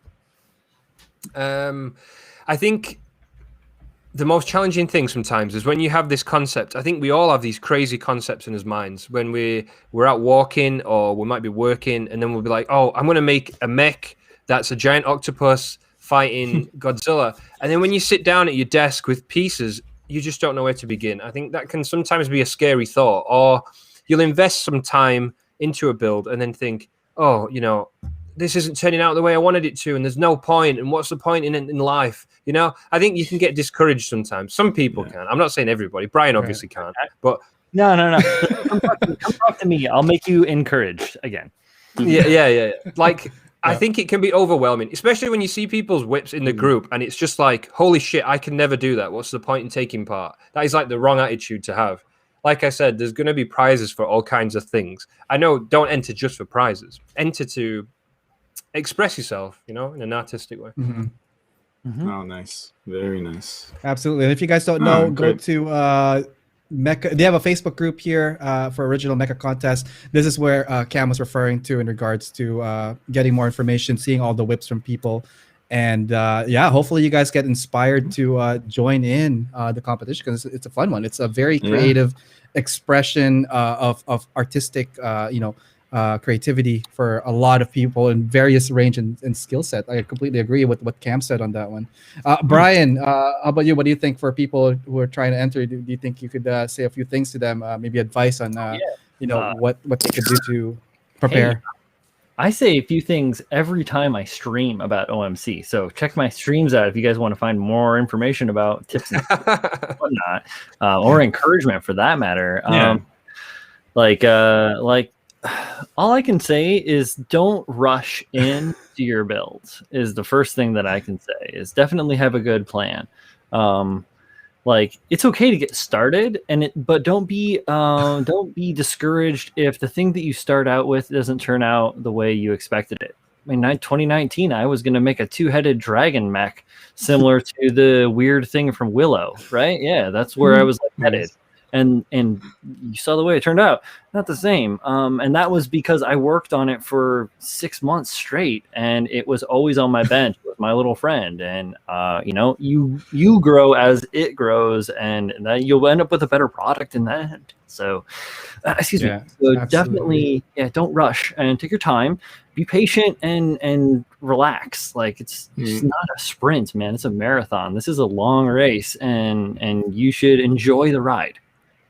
Mm-hmm. Amazing. Andrew, some thoughts on that, for people that are going to get thinking of entering. What is your take on it? One thing that's nice. The size doesn't matter. Mine was 3 inches, and the one that won before that was almost. It was long, but it was almost 12 inches long. What are we talking about? Okay, I'm done. Just to clarify, don't send somebody any clip that. emails with 6 to 12 inches into my email. Oh, amazing. Oh my god, that's great. It's great advice. Things that inspire Absolutely. you. Color schemes that inspire you, save them. They don't necessarily have to be off mechs. Be like, hey, this car interior has a cool color scheme. I wonder if I could use that on my kit. And then hoard other people's art and builds and stuff like that, and just get lots of inspiration to draw from. That's a huge part of it for me. That's great. Nice. Amazing. Well, thank you. Well, to finalize the questioning, I guess for Cam, one last one. See, where do you see the competition go in the next going in the next 5 years? Hopefully it continues to get bigger and better. I'll do my best to keep pushing it and listening to everybody's feedback. I always listen to everybody's comments and critiques moving forward. I don't just ignore what people say. I really do take on board what everybody says, and every issue that I encounter, I try and find a solution that makes everybody happy, So I'm going to, hopefully it's going to keep growing. I don't know how prizes and sponsors are going to work every year. I'm always apprehensive, this year we have a cash prize. Am I going to be able to do that next year? I honestly couldn't tell you, but I'd like to keep things bigger and better every year. So as far as I'm concerned, I want to try and do it every single year and give people a platform to create things, I guess. Great. Awesome. Before we continue though, really guys, Bro Builder Brian has a stream, his 100th episode, guys. We're actually going to be finishing it off here, but Brian has to go and prep for his show. 100 episode, guys. If you have not gotten a chance, go over to YouTube right now. Subscribe, Bro Builder.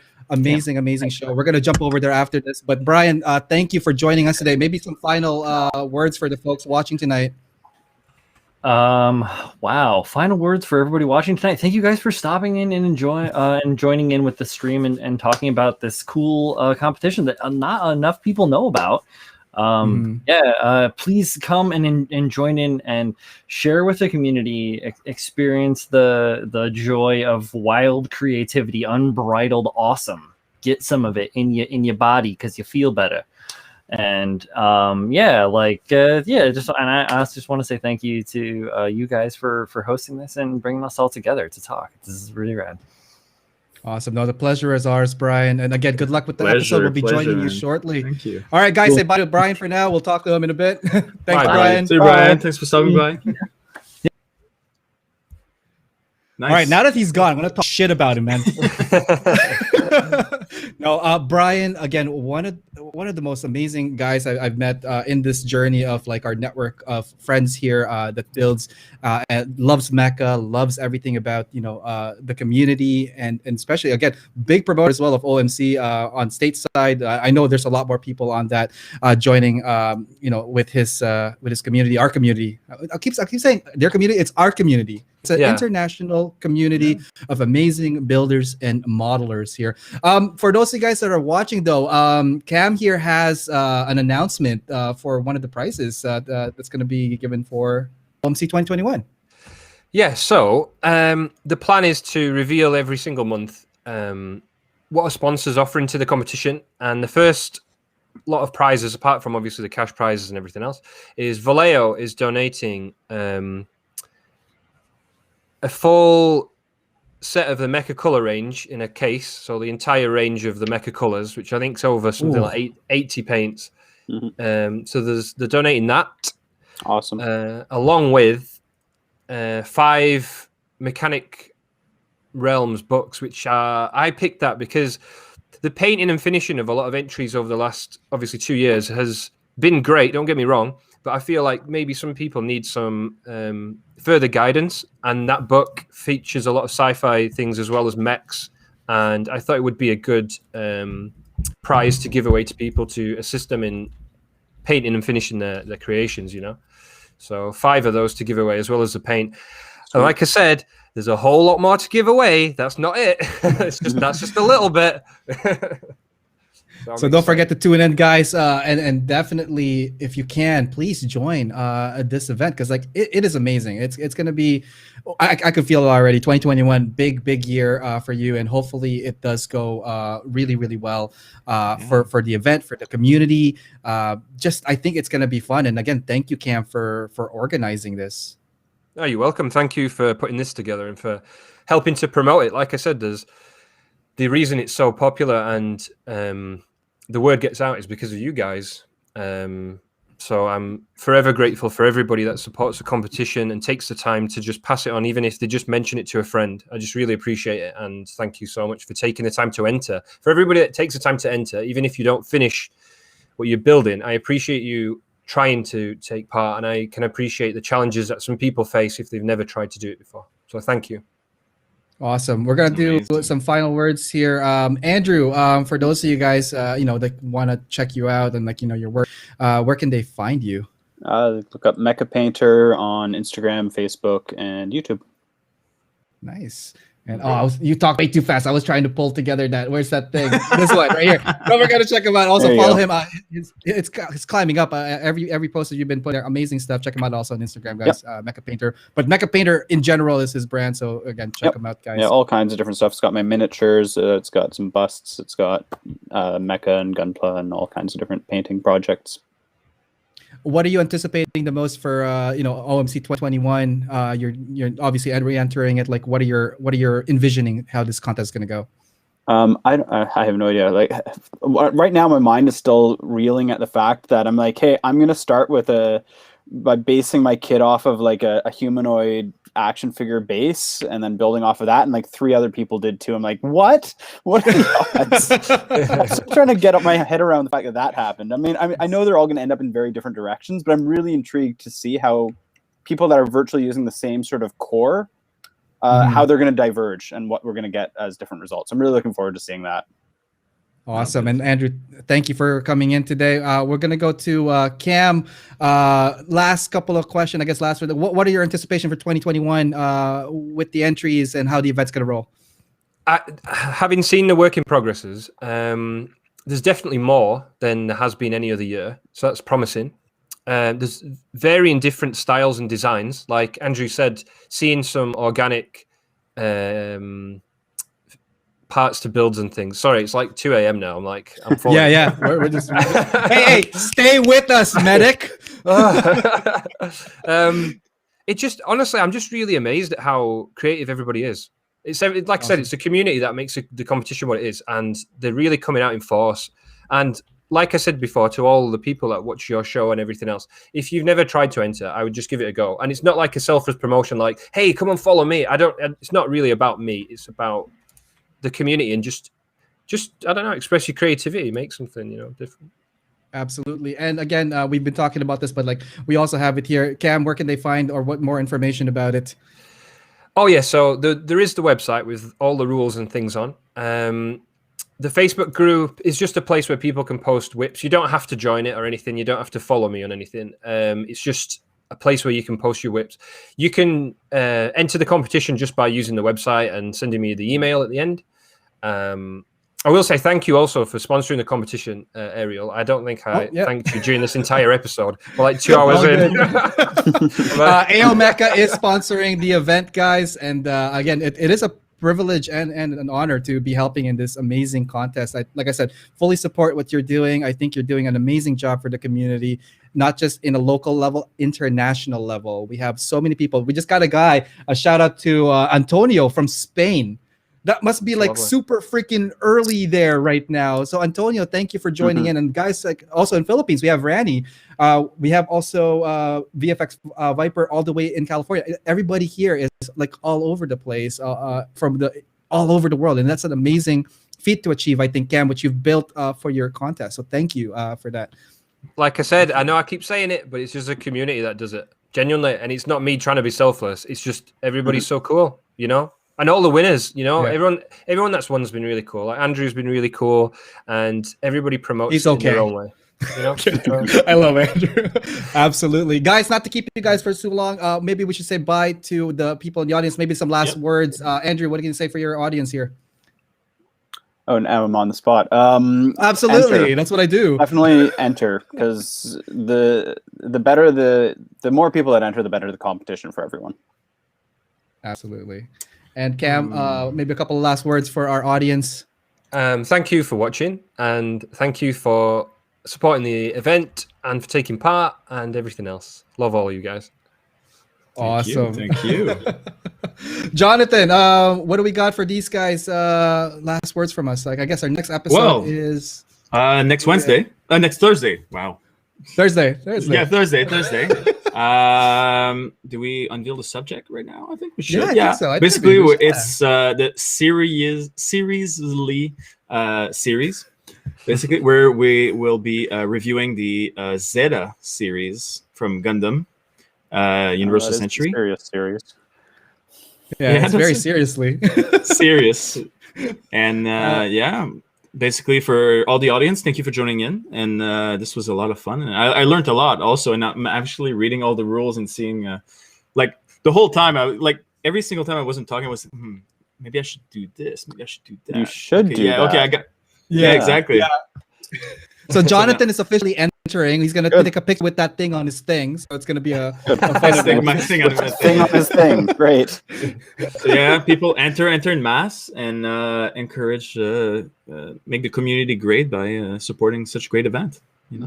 Absolutely awesome. And for me, guys, thank you for joining in, everybody from YouTube and Twitch. Guys, thank you so much. Don't forget to give these guys a follow. Bro Builder is on now, so hop over to YouTube, check them out. Andrew over here at Mecha Painter, and Cam, check out his websites for Mecca Contest, both on the website and on Facebook group. Join. We highly encourage you guys to participate in this amazing event, and it's gonna be fun. Don't forget, guys, that we didn't even talk about our the show is powered by. So the show is powered by several people.